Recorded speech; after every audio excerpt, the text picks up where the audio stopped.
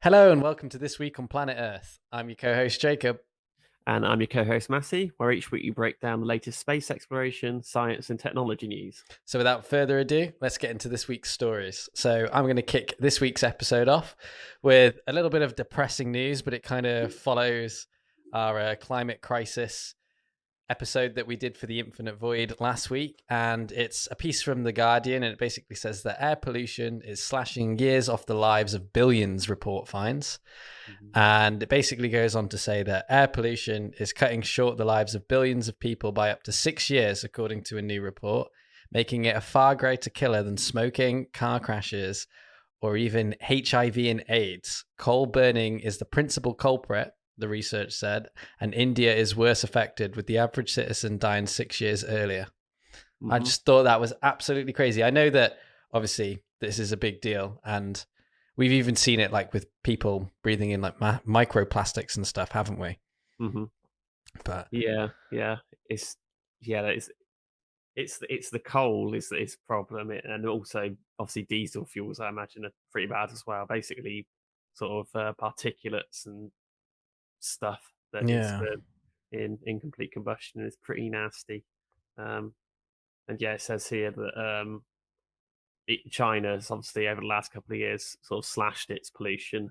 I remember back in sort of like 2010, those images of Beijing with like the massive like smog clouds over it. But yeah, it says even China, after slashing air pollution, is still cutting lives short by about 2.6 years.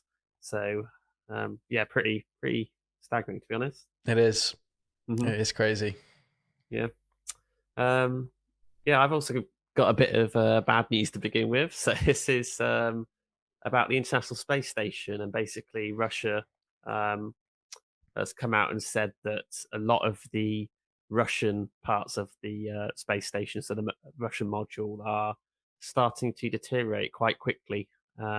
And about 80% of the Russian components on the International Space Station are over their lifespan. So it's a bit of a worry. They already um, have detected cracks and stuff, and it's possible that they are leaking oxygen into space through those. Um, Well, that's and it's terrifying. yeah, it seems that that's not confirmed, but they do know that the International Space Station has been leaking oxygen, but they don't really know where it's coming from at the moment. But they think it's probably just sort of small cracks and stuff that are starting to appear in it because it's getting old, and Yeah, it how long it's got left, we're not sure. But yeah, that's nuts, and I can imagine it's quite hard to fix as well, yeah, especially sort of getting big components up there. yeah, and this is the thing is that there becomes a point where you can patch stuff and you can make changes and things, but once the actual sort of body of it starts to sort of deteriorate, then that's a very difficult thing to fix. Yeah, So yeah, um, they said they sort of up to about 2025 they're quite confident that it should be safe, but after that they really don't know. um, and it's looking like a lot of things will have to be repaired or replaced sort of beyond that to keep the International Space Station going. So nuts. mhm. How crazy. Okay, well, my next piece is a little bit of space news, and it's basically about an object called the Accident, and it hints at an entire population of unknown stars. And Mhm. basically, this article goes on to say that there are many kinds of stars out there, and there's a whole system for how they get categorized regarding temperature, size, and brightness. And a recent object that was discovered is suggesting that we know far from anything about them, and it was nicknamed the Accident. And basically, it was a brown dwarf, also known as a failed star, that was the same age as the universe, but it was seen in a confusing spectrum. Mhm. And it looks quite interesting if you watch the like little animation GIF thing on the website. I'll put the link in the description for anybody watching on YouTube. But yeah, it's interesting. I thought I'd ask you what it kind of means if you do know anything about this kind of stuff, because I know that brown dwarfs are like warm suns, aren't they? They're not necessarily on fire anymore. They've kind of Yeah, they sort of fizzle out. yeah.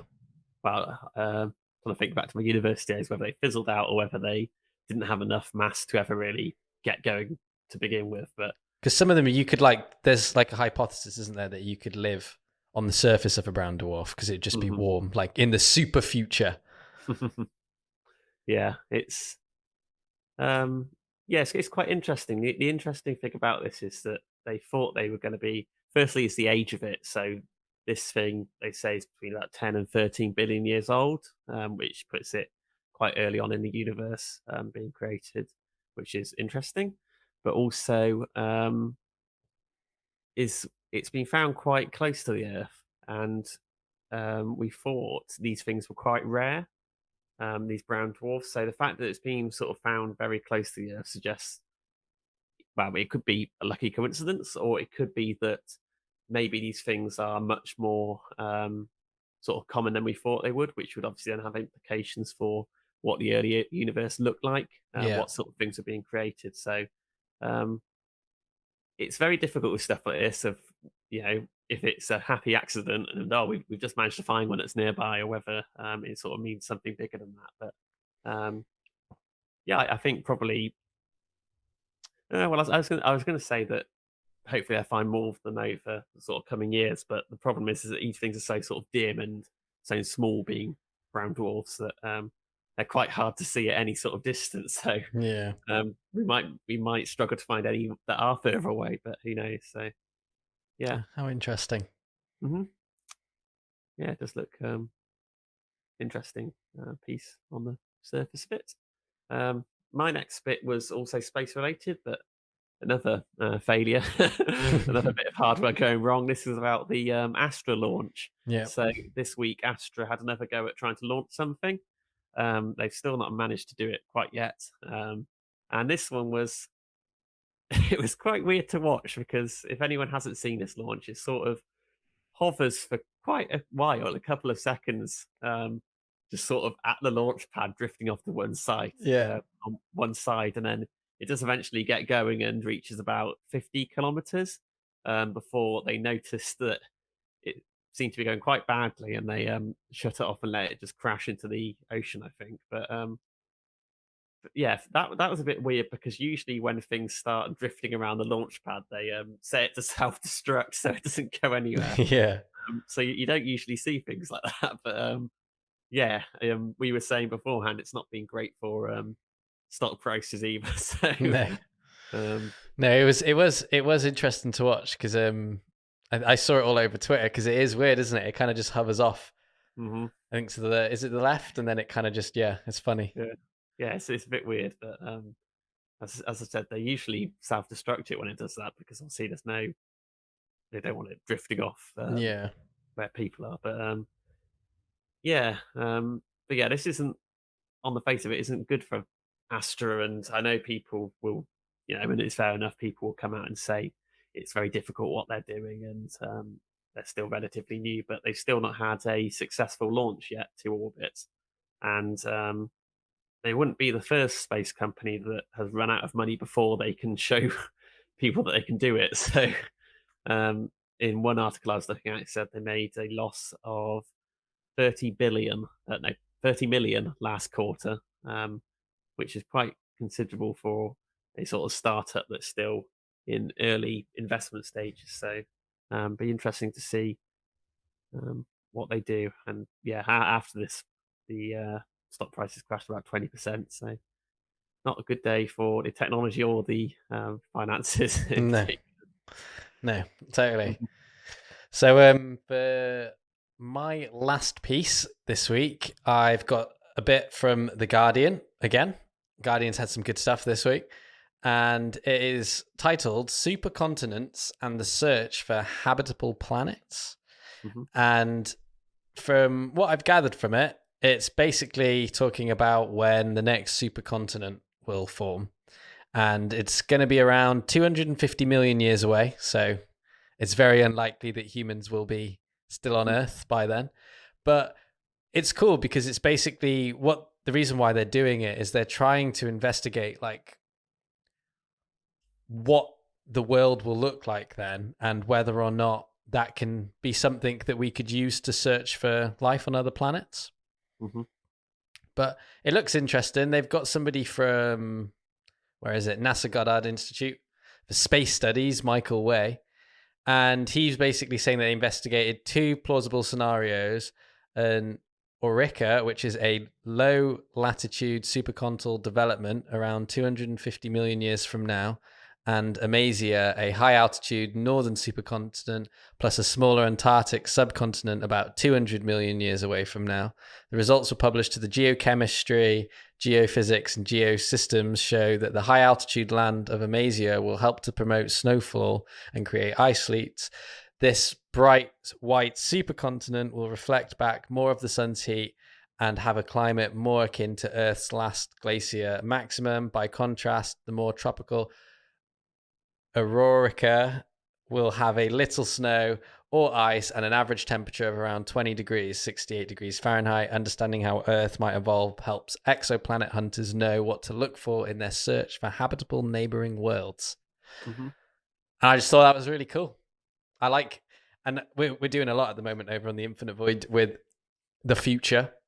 And I know that these timescales are completely different to what we've been talking about with humanity of the future, because we're applying it more so to what humans might achieve. But it's cool to see what the Earth's going to do regardless of us, you know? Yeah, this is cool. I like this sort of geology stuff and looking at how Earth systems can be applied to space. So yeah, this is a really cool piece, actually. Yeah. Yeah, so my last piece was another techie piece and was about car production. So we recently talked on Twope about how sort of silicon chips and semiconductors were starting to run out, particularly in the car industry. So as a sort of summary of that, basically, when the pandemic hit last year, a lot of car companies sort of cancelled a lot of their semiconductor orders, expecting, obviously, with the economy crashing and people working home, people were going to sort of buy a lot less cars. So they cancelled their orders, and a lot of those semiconductors were bought up by sort of laptop companies and mobile phone companies, because people were buying a lot more sort of home technology items. Yeah. But then obviously later in the year, things started to open up, and the economy and sort of tech bounced back quite quickly, and sort of sales of cars went sort of rocketing upwards. But obviously it didn't have any semiconductors at that point, and there's some really good stuff online if you sort of research about this, about how the semiconductor industry works and how it takes sort of months or years to sort of plan production levels in advance. So once those sort of things are sold, the automobile companies can't just say, "Oh, we're buying more semiconductors." So as a result of that, car production has been falling pretty drastically, and it has reached its July is the worst sort of production level since 1956. So production has really sort of gone down, but obviously sales are increasing. So a lot of companies now, I know Toyota have been involved, and there was the one in Vauxhall today about they're sort of having to shut down factories and having to sort of do shorter shifts, basically, because they simply can't get enough semiconductors to make any more cars. And it nuts. could become quite an issue sort of next year as this sort of goes on. And to be honest, having read into it a bit, it doesn't look like there's any real way forward for this, because the only way it will be solved is to produce more semiconductors. And as I said, that can take probably 5 to 10 years to develop these facilities. So yeah. That's crazy. That's nuts. That's not good. No. Yeah, all my news is pretty dire.